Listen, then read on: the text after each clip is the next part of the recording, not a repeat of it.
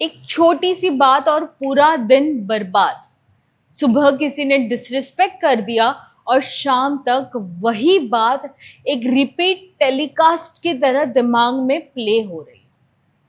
या किसी अपने ने, किसी चाहने वाले ने मैसेज का रिप्लाई नहीं दिया और आप सोच में पड़ जाते हो कि मैं इम्पोर्टेंट हूं भी या नहीं उनकी लाइफ में।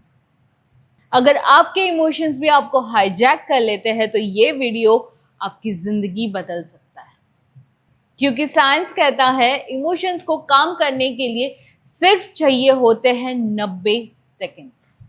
अगर आप मुझे नहीं जानते तो मेरा नाम है देवांशी भानुशाली और आज मैं आपको ये 90 सेकेंड टेक्निक किस तरीके से यूज करना है वो सिखाने वाली हूँ, ताकि आप आपके इमोशंस को हाईजैक कर सको, आपके इमोशंस आपको नहीं।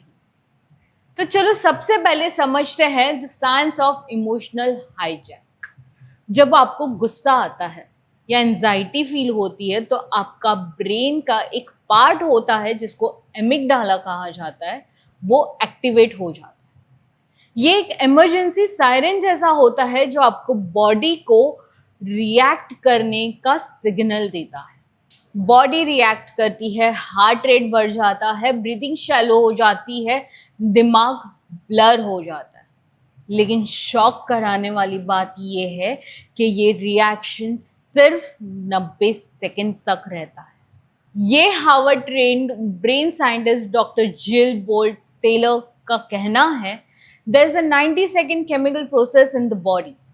After that, if you continue to feel the emotions, you are choosing it. यानी कि हमारे दिमाग में, हमारी बॉडी में जो रिएक्शन होता है, केमिकल्स निकलते हैं, वो 90 सेकेंड्स तक होता है और उसके बाद भी कुछ पेन जो हम फील करते रहते हैं, कुछ इमोशंस है जो हम फील करते रहते हैं, वो हम खुद चुनते हैं। तो अगर आप उस मोमेंट पे, जब भी आपको रिएक्ट करने का मन हो रहा है, उस मोमेंट पे ठहर जाते हो तो इमोशंस रिलीज हो जाते हैं, सिस्टम से निकल जाते हैं और रिएक्ट नहीं करते। चलो एक रियल लाइफ ट्रिगर से आपको एक्सप्लेन करती हूँ। सपोज ऑफिस में बॉस चिल्ला के बोलते हैं आपकी रिपोर्ट इनकम्प्लीट थी, हर बार डिले करते हो। उस मोमेंट पे आप एक इमोशन फील करते हो, आपको बुरा लगता है, आपको गुस्सा आता है, आपको शर्मिंदगी महसूस होती है और ये सारे इमोशनल वेव बॉडी में सिर्फ 90 सेकेंड तक रहते हैं। पर हम क्या करते हैं पता है? उस इंसल्ट को रिपीट टेलीकास्ट के जैसे 50 बार रिपीट करते हैं। हर बार इमोशंस वापस आ जाते हैं। जिसे घाव होता है उस पर बार बार उंगली लगा करके उसको वापस से फील करना होता है, वही हम करते हैं हमारे इमोशंस के साथ। तो अब सवाल ये है, उस 90 सेकेंड के अंदर आखिर करे क्या? देखो मैं आपको 4 स्टेप्स दूंगी जो पर्सनली मैं यूज करती हूँ जब मुझे कुछ ट्रिगर फील होता है, एंड उसकी वजह से जो अनुष्का भी कहती है कि रिएक्ट मत करो, रिस्पॉन्ड करो, वो होना इजी हो जाता है। सबसे पहला स्टेप, इमोशन को नाम दो। अगर आपको गुस्सा आ रहा है तो कहो कि मुझे गुस्सा आ रहा है। अगर आप रिजेक्टेड फील कर रहे हो तो कहो कि मैं रिजेक्टेड फील कर रहा हूँ। अगर आपको गिल्ट फील हो रहा है तो कहो कि मुझे गिल्ट फील हो रहा है। अगर शर्म आ रही है तो कहो कि मैं शेम फील कर रहा हूँ। अगर आपको बुरा लग रहा है, आपको एंजाइटी हो रही है, तो उसको एड्रेस करो। साइंस कहता है if you name it you can time it.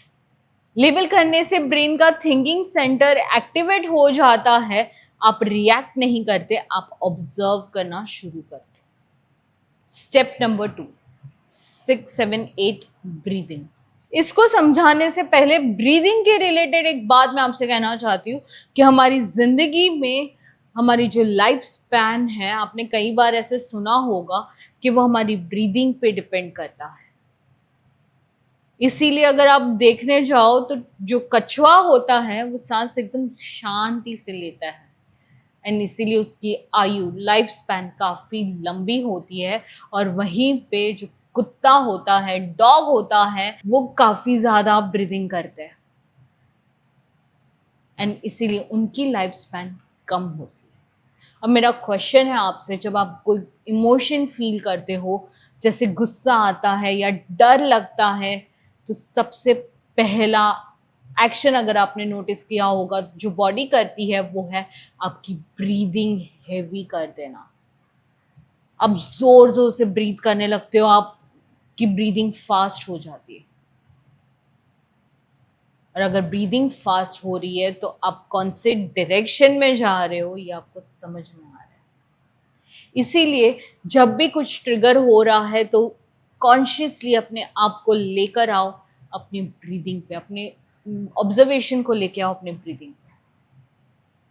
और ये टेक्निक 100% काम करेगी, ये मेरी गारंटी है, क्योंकि मैं इसको रोज रोज नहीं, जब भी ट्रिगर होता है तब यूज करती। 6, 7, 8 मतलब 6 सेकेंड इनहेल किया, 7 सेकेंड्स होल्ड किया और 8 सेकेंड एक्सेल किया। ये 3 बार करोगे ना तो 90 सेकेंड हो जाएंगे और आप रिएक्ट नहीं करोगे। ये आपके पैरासिम्पैथेटिक सिस्टम को एक्टिवेट करता है, जो आपको फाइट और फ्लाइट से निकाल के एक काम जोन में लेके आता है, जहां पर आप सोच समझ करके एक्शन ले सकते हो। स्टेप नंबर 3, पहले फील करो, रिएक्ट मत करो, सिर्फ फील करो। ऑब्जर्व करो कि बॉडी में क्या क्या हो रहा है।